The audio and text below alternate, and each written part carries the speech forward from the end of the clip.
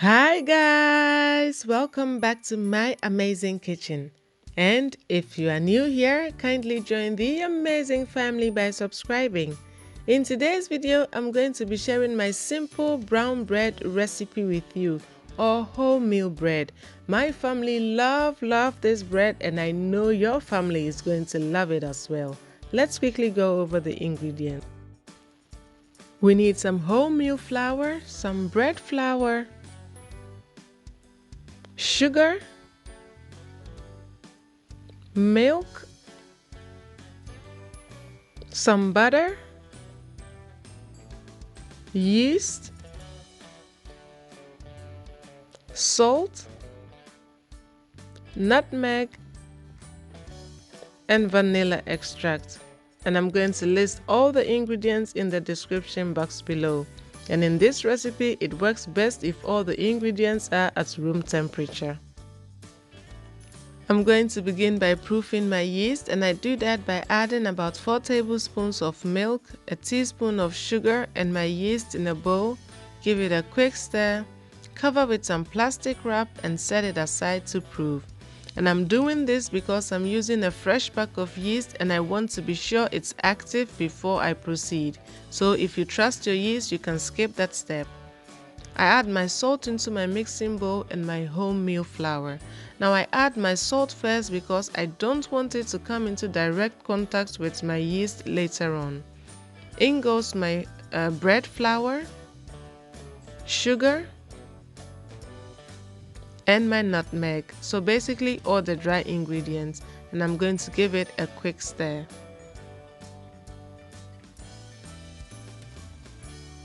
I then added the butter and set it aside. I also added my vanilla extract to my milk, gave it a quick stir, and checked on my yeast. My yeast is nicely proofed, so I know my bread is definitely going to rise. And so I'm going to add this yeast mixture to my milk and vanilla mixture. And it's now time to knead our bread. And I do that by mixing on low first whilst adding in my yeast and milk mixture. So whilst I was doing this, I realized that I should have poured my mixture into a cup or anything that would have made it simple for me to add it slowly into my mixing bowl.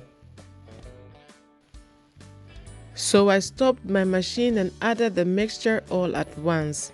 Now I did this because I have made this recipe over and over again, so I know the exact amount of moisture I need to add to the type of flour I'm using.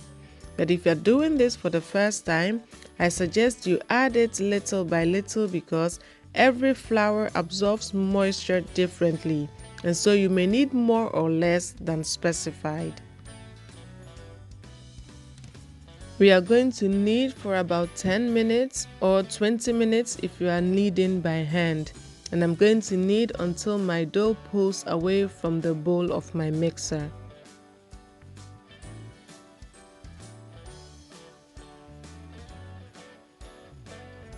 Just like this, and our dough is done.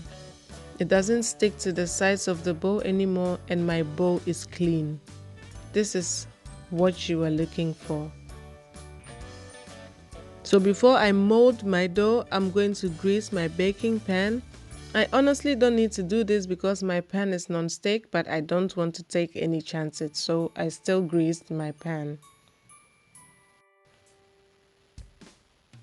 There are many ways to mold the dough, but this is what works for me. We are basically trying to get a log-like shape, and I like to do it this way and measure it with my baking pan. Sometimes I also spread it out and roll it, so try to find a way that works for you. If I'm satisfied with the size, I pinch down the seam, roll it over and transfer it to my baking pan. I'm going to cover it with some plastic wrap and let it proof until doubled inside. And you don't want to make the plastic wrap really tight. After about an hour, my dough was beautifully risen. But to be honest, mine is a little bit overproofed. But that is because I didn't expect for it to proof this quick, so I didn't check on it on time. so try to keep an eye on yours.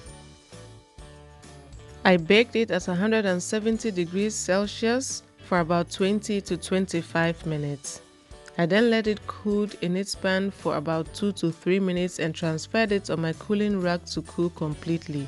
If you leave it in your pan for too long, it will sweat at the bottom and become soggy. Now if you push on your bread, it should bounce back, and that is how you know your bread is perfectly baked.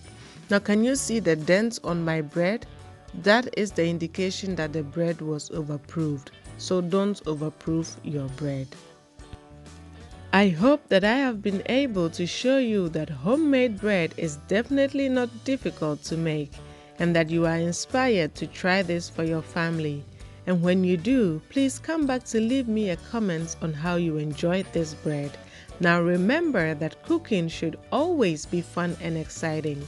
So try to cook each meal with love and see it radiate through the hearts of your family. Thank you so much for watching, guys, and see you in my next video. Bye.